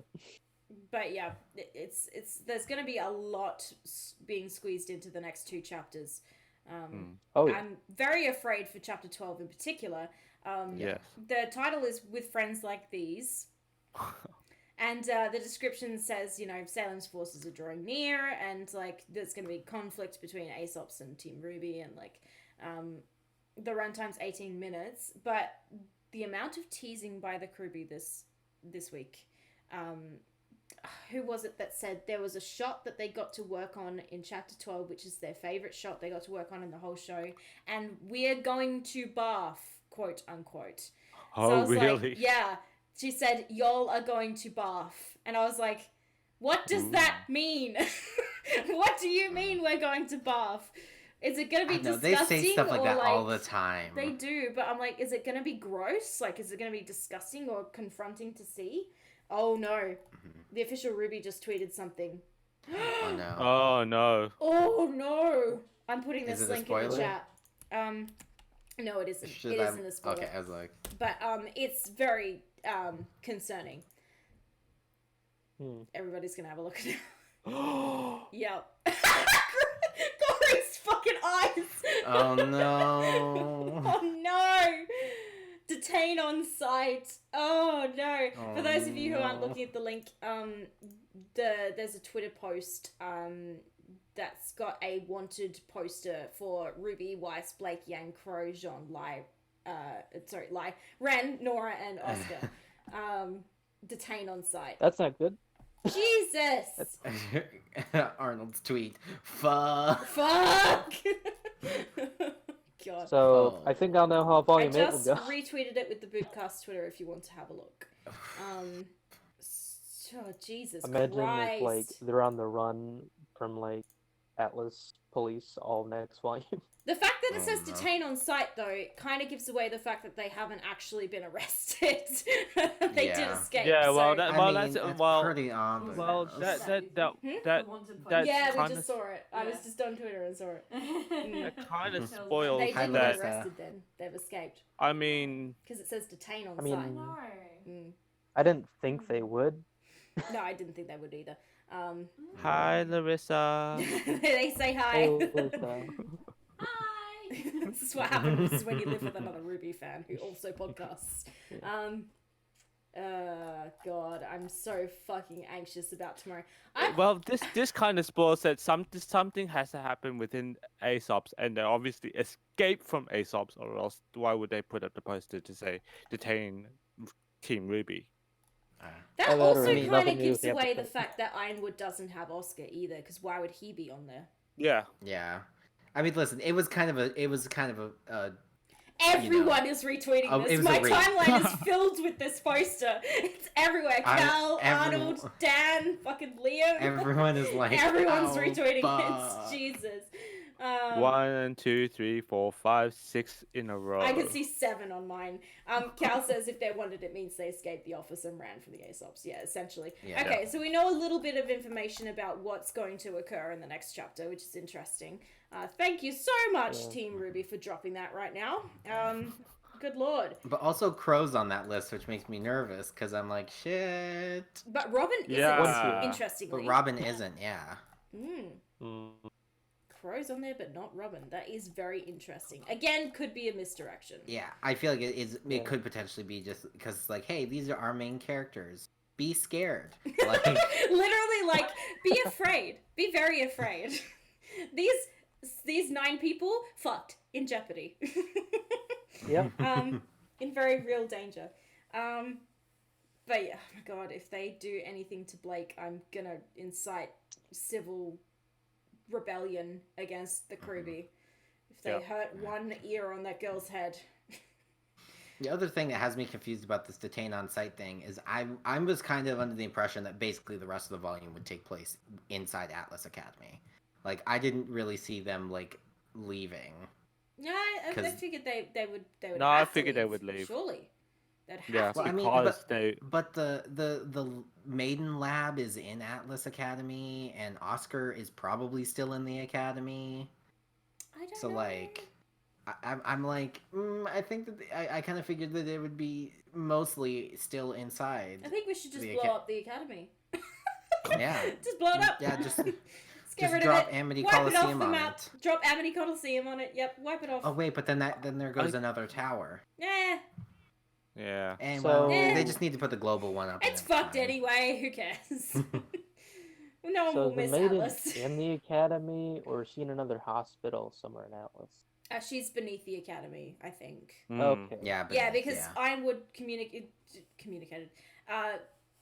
Spoke to Winter and said, "Did anyone enter the school?" And she was like, "No." And he said, "Are you sure?" And then she went straight to Freya. So I think Freya's underneath the school. Yeah, and she ran back into school, Yeah. which I always got that impression because Yeah. in chapter 5 they went directly from that training room to wherever they were hiding Freya, and like it just makes sense to have her like in some weird sub basement of the academy because like that was the whole point of the academy is just to have like a place filled with huntsmen to protect the relics and stuff like that. Like that was why in volume 5 Crow was so offended at Haven being completely empty. Because he was like, Leo, where are the people? The replies to this tweet are losing their minds. They are losing their goddamn minds. They are doing much a heckin' concern. Good girl. Yeah. I am Ruby stressed really did about say chapter 12. be gay, do crimes, huh? Exactly. I'm so stressed about chapter 12. I'm so incredibly stressed. I'm expecting it to be another volume 3 chapter 11. I'm not ready. I'm not ready. I will never be ready to have that repeated. But that's what's gonna happen. Y'all gonna bath. Could mean they animate the full bloody series of events of losing a limb. It's very possible. It wouldn't be the first time. We watched a man flay himself last episode. Yeah. So yeah, that's what I was thinking. That was disturbing to watch. Yeah.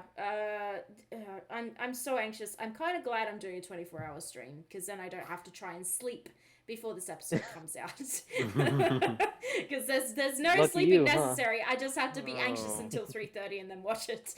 Yeah. The only problem is though is you're gonna take a break from your stream, be like, "Okay, I'm off to watch Ruby. Wish me luck," and then you're gonna come back and be like, "Hi guys." Hi, I am shook. Yeah. No, just break just break Rooster Teeth TOS and just like, I'm streaming this for everyone to watch. No. No, I would No. I would get in so much trouble. I couldn't do that. No. I'll be liking sometimes, but here the whole time. Thank you, Frost. Yeah, I'm so stressed out with everything they've been saying. What did Eddie tweet? Eddie tweeted something that I was mad at him about. Eddie Rivas. Let me try and find Oh it. dear. Oh dear. Eddie tweeted some shit. He's always tweeting shit. Yeah, I know. That's why I don't look at Eddie's tweets anymore because I'm like, it's always hype. It's always hype. I'm just not gonna. I'm in a unique position where I don't really follow these people. Which is why usually like I'm the spoiler blocker for Larissa. Like it's like, oh well, yeah, I don't mind things being spoiled. So okay, if I see anything, it's like that was last week. yep, that's that shouldn't be there. That shouldn't be there. Oh, gosh, I can't find his tweet now. He tweeted something and I was like, fuck off, Eddie. Stop tweeting things. These people need to have their Twitters confiscated. Like, seriously, they're absolutely horrendous. As far as teasing goes. But it gets people talking, so is it does. bad or good? It's both. Oh, it's not who needs an enemies. Oh gosh, Because that was just because he said that was just like a thing. Yeah, that's just a Oh, thing. he hinted at the chapter. He hinted at what? Oh. That just that. Oh, That's who what needs his anemones? tweet was. Yeah, he tweeted Yeah. something else though. I forget what it was. I can't find it on his timeline. Ooh. He was probably actually replying to someone about something. I'm so anxious. I know. I think he was just making a joke. Needs to be stopped as well. Because not only is he tweeting teasers in English, but also in Japanese. Neith He has is too a much troll. power. He has too much power. Yeah. I know Neith. Neith is a troll. I have to read his tweets twice, and I'm like, can you stop? Oh, yeah. But yeah, they just all of them. They just need to be stopped. Right, Bartek. That's the question we're asking. Why isn't Robin's group on the wanted poster? Yeah, interesting. I mean, most of the Happy Huntresses are still in Mantle, and this is probably an Atlas issued thing. We so know that not could be the why. power Ren possesses. I mean, that could be why is that Robin went back to Mantle and Crow didn't. Yeah. This is just purely a Atlas-based thing. Yeah. We have so many characters in Mantle that I'm scared about. Like, we got Maria, we got Pietro, maybe Klein if he's still there. Like, yeah, we got Maria, we got Pietro, a few. Like, we got Crow and Clover potentially, Robin. Like, I'm very interested to see what's going to happen with Clover. Well, we don't know how many. Yeah. We don't know if they were evacuated. We could just assume that they have been evacuated. Yeah, we don't know who is and who isn't evacuated. I mean, they said that there's still a lot of people in Mantle. Yeah. Like, it is not completely evacuated. Evacuations are still underway. I have a feeling Crow and Robin are going to basically hijack the airship and hold Clover hostage for the time being. I mean, until they have decided what they're going to do. Because they're heading back up to Atlas now. So they've got to try and step in and do something. But Clover, I'm not really sure about at this stage. I'm not sure which way he's going to... where his allegiances are going to go. He's a wild card, yeah. Yeah. Marrow, I think, definitely is going to turn his back on Ironwood at some stage. Don't think it's going to happen straight away. Yeah. But yeah, I think they've chosen those people to be on there very specifically to not give things away. So the fact that Robin's not on there, or Mary's not on there, or Clover's not on there, you know, whoever's not on there, they're trying not to give anything away. Vine is very clear cut. He will definitely follow Ironwood's orders. Vine, Elm, and Harriet are very obviously going to follow their orders. So, Marrow's the only one that will probably go the other way, and Clover could go one way or another. There's really no telling what he might do. So, is there anything we didn't really cover? I was literally just looking at that. I think we got everything. Ironwood thinks that Hazel's there. I think that's more just like a side. Oh yeah, we get a Hazel name drop. Where? Yeah, because he I think he just knows Hazel. Because he says that if Cinder's here, Hazel's here, must be here too. Remember? Yeah. After the whole like. I do not remember him saying that. I've seen it 3 times. He says it right after. He says, "Oh, Cinder's alive. If Cinder's alive, what about?" To say Hazel isn't here as well, or something along those lines. Yeah. I'm not paying attention to that. Because I don't remember him saying that. Do we? But do we know if like? Do we know that Hazel is not? No, he's not there. Yeah, he's not there. We know that. He's with he's Salem at the moment. Salem's place. Yeah. Him and Emerald and Mercury are with Salem at the minute. Whether they show up or not. Yeah.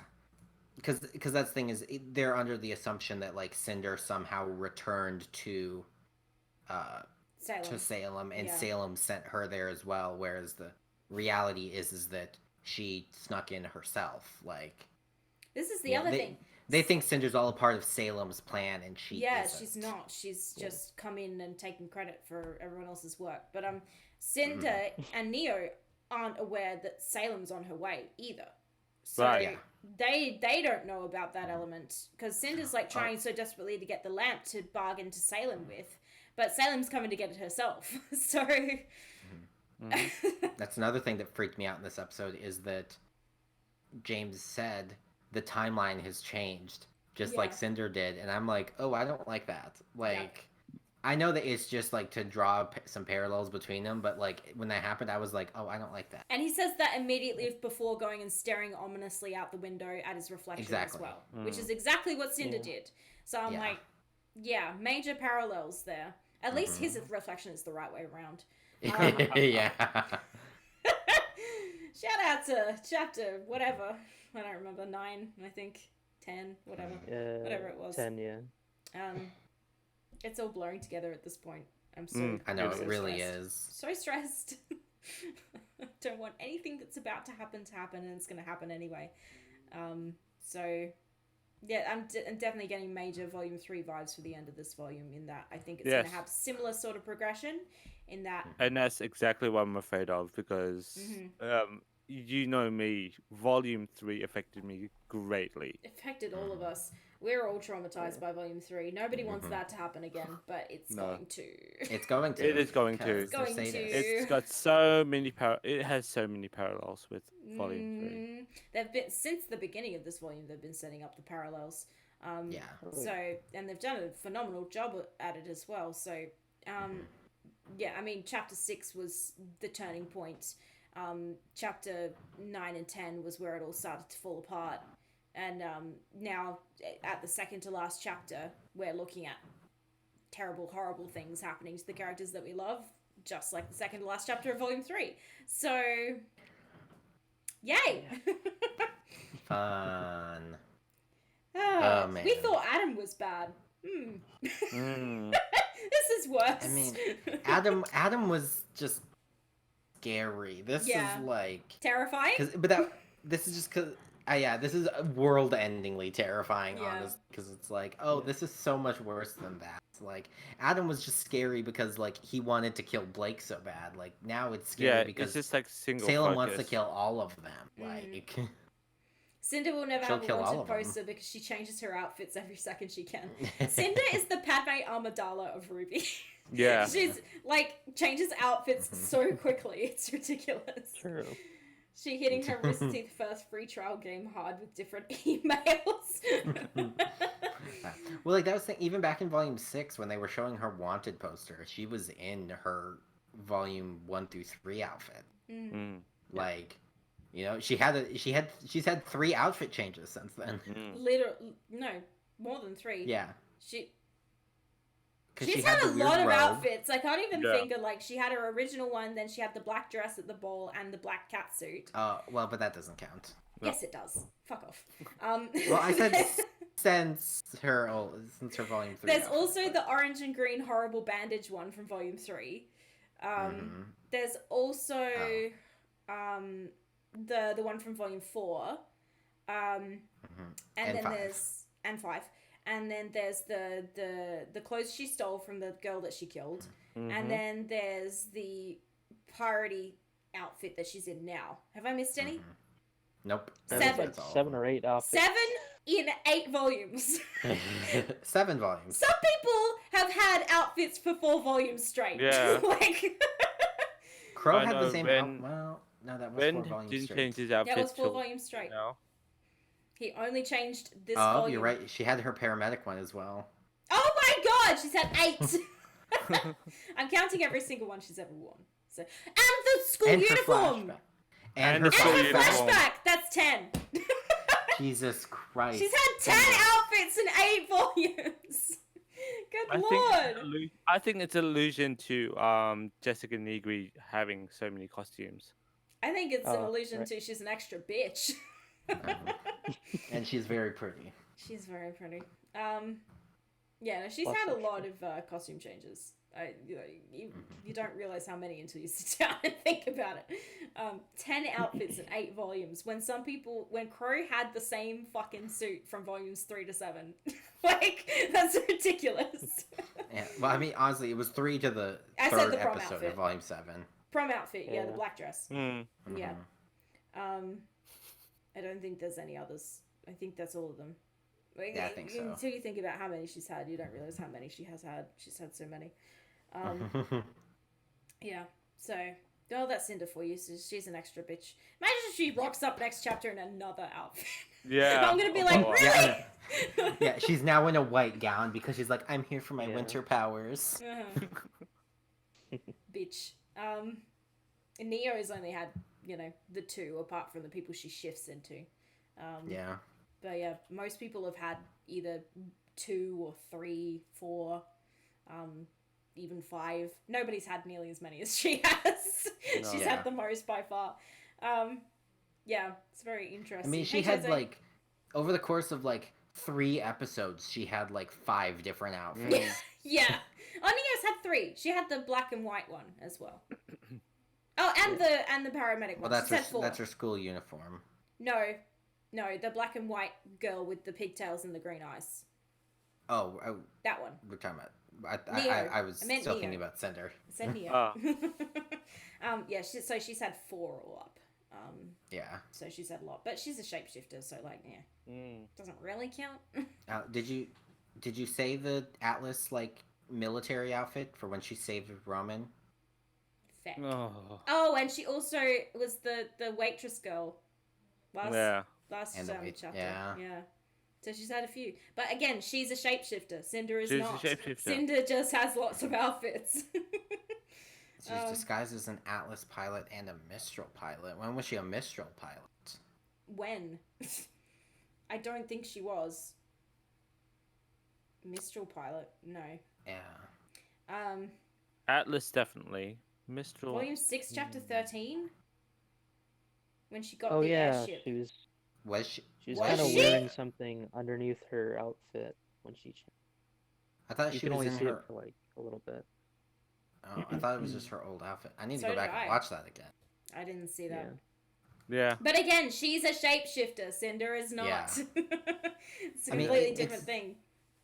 Plus, also, in the first few volumes, it seemed like she was actually wearing separate clothes rather than, like, illusions, whereas now it feels like it is mostly just illusions. Yep. But who knows? Maybe that was just because they didn't have, like, the if way it's in a to wide show shot, that they weren't I didn't real. Notice it.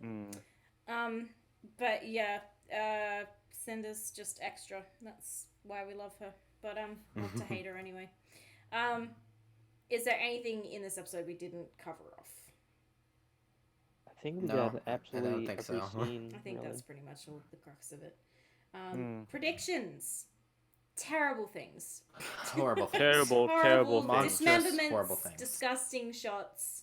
Yeah, we got something that's going to make us bath. Yep, something terrible is going to happen to Blake, and I'm not prepared for it because she suffered enough. Leave her alone. My prediction is Oscar's going to be the Dex ex machina. He's actually escaped, and he's going to help. He's going to help Team Ruby escape. I am hoping. I think no one's caught him. He's broken loose.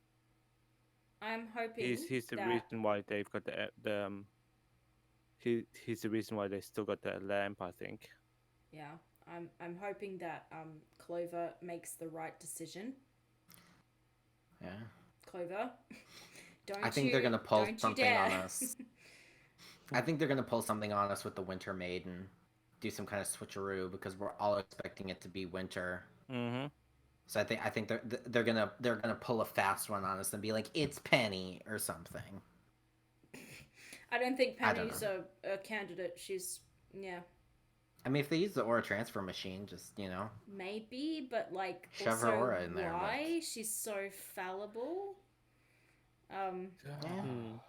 But she can fly. Yes, but she's also a robot, and they can hack her. I don't think they can hack her. I really don't think they can hack her. Why didn't they hack her in Volume 3 if they could? Because it was easier to do it the other way, and Tyrion got to kill people. I don't. I just think that because she has an aura, she's probably like not able to be taken control of. Not to mention she technically resist has an aura. She has at least part of an aura. Yeah. Yeah. I feel like we will. I'm not saying that like she'll inherit it because she's a girl. I'm just saying they'll just shove Freya's aura in her the same way they shove Pietro's in her, kind of a thing. I don't know.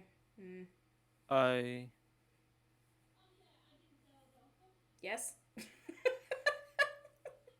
She might as well come in at this point. Who? Larissa. I can hear Larissa. Yeah, she's live. She's doing her. Yeah, she's. Oh. She's She's doing live? the Corner Remnant. So yeah, we'll wrap up here in a sec. Not to mention. What were you gonna say, Dodge? I think we're gonna see Winter and Penny versus Cinder, and I think Neo and Oscar is like Oh, Nia and Oscar, yeah, it haven't- might be. they might be having a fight, but I'm not sure. They'll be fencing. Yeah. Fencing.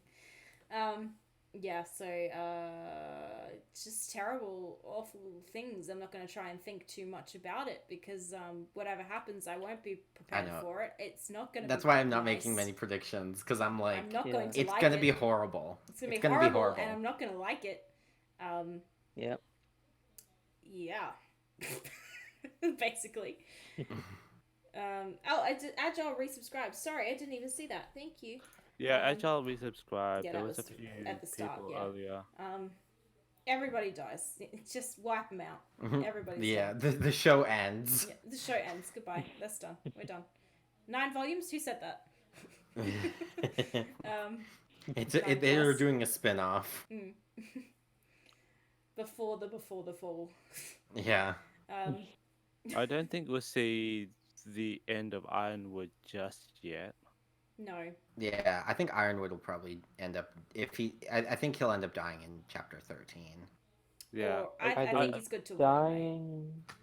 He Or might get maybe arrested, I think, if they can somehow pull it off.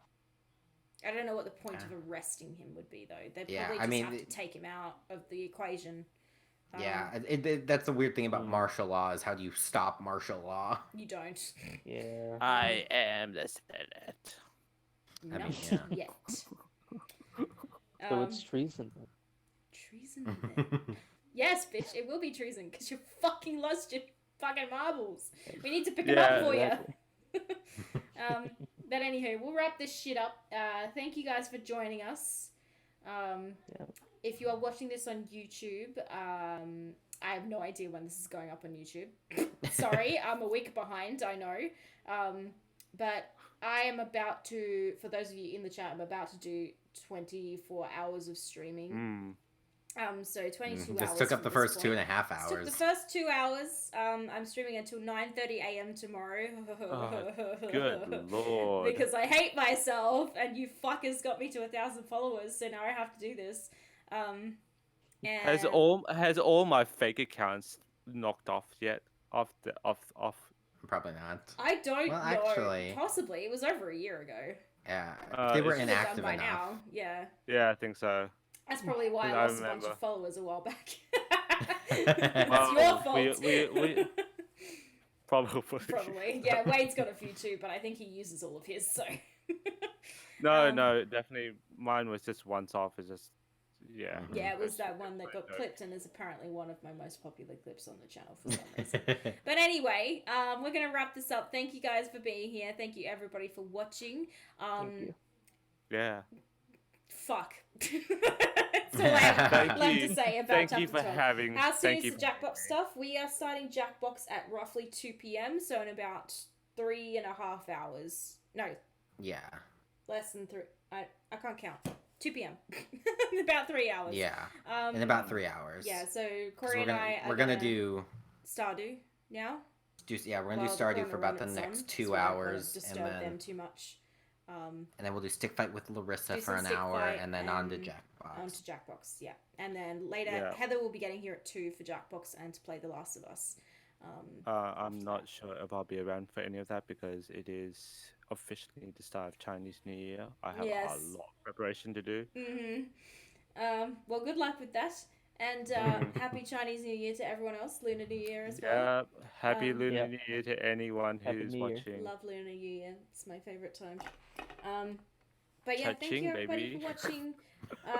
Good luck for chapter 12. I think we all need it. Yeah. At least it's not the year I'll of be the starting scorpion. a support group. Huh? We need I'll to be start starting a a support group in the Discords. Yeah, just be like, just come in here if you need support. Whatever's about to happen in chapter 12. Yeah. See you guys on the other side, nervous, sweating. Exactly. That's basically sums it up. I do need to stop the stream. So, do we want to go raid the Corner of Remnant? We'll stop the stream and go raid them because they'll be chatting for a little bit, or do we just want to hang out in the chat because I won't be too long? No, I think like just 10 stop minutes. it. Just stop it. Stop it, or put up a stop the stream. Put up a start again with the BRB screen or something. If I do that though, it's going to skip frames, so I'll have to stop the stream for about 10 minutes. Oh, okay. Yeah, because it's just my stupid computer. Well, do you have a shout out command for Larissa then, so we can just shout out people to go over there? So they're streaming the Corner of Remnant now. So if you wanted to keep the discussion going about Chapter 11, they are currently live. I will be back in roughly 10 minutes to do the rest of the stream. We will be playing some Stardew Valley while they're still live. Larissa will be joining us at 1 to do Stick Fight. Yes. Yeah. Yes. 1. The schedule's below the stream right now, so if you want to have a look at what we're doing today, that's what we're doing there. Okay. Well, thank you guys for watching. We will see you next week. Hopefully not too traumatized. Goodbye. Bye. Goodbye. Bye.